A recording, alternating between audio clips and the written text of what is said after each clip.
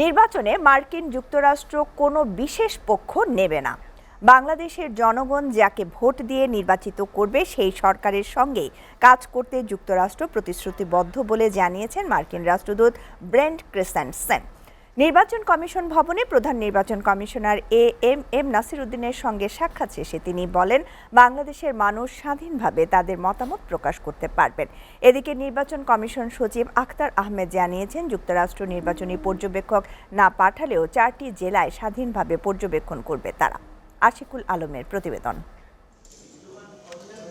রাজধানীর আগারগাঁওয়ে নির্বাচন কমিশন ভবনে প্রধান নির্বাচন কমিশনার এম নাসির উদ্দিনের সঙ্গে বৈঠক করেন মার্কিন রাষ্ট্রদূত ব্রেন্ট ক্রিস্টেনসেন সহ 4 সদস্যের প্রতিনিধি দল। বৈঠক শেষে মার্কিন রাষ্ট্রদূত জানান, 12ই ফেব্রুয়ারি নির্বাচন নিয়ে খুবই আগ্রহী যুক্তরাষ্ট্র। নির্বাচনের ফলাফল দেখার জন্য মুখিয়ে আছেন তারা। The United States government does not take sides in Bangladesh's elections. The outcome of the election is for the Bangladeshi people and only the Bangladeshi people to decide. We are prepared to work with any government who the Bangladeshi people elect to represent them going forward. নির্বাচন commission সচিব আখতার আহমেদ জানান, postal ballot, নির্বাচনে আইনশৃঙ্খলা বাহিনীর পর্যবেক্ষণ, প্রার্থীদের প্রচারণা সহ সার্বিক বিষয় নিয়ে বৈঠকে আলোচনা হয়েছে।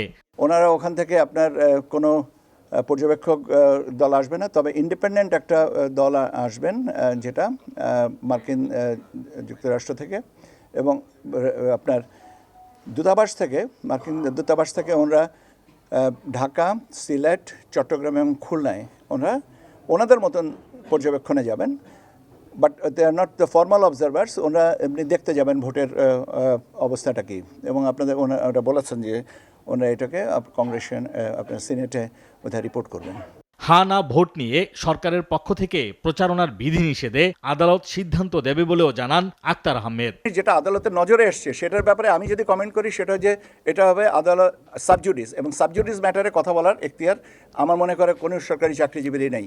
Ashikul Alam, SA TV, Dhaka.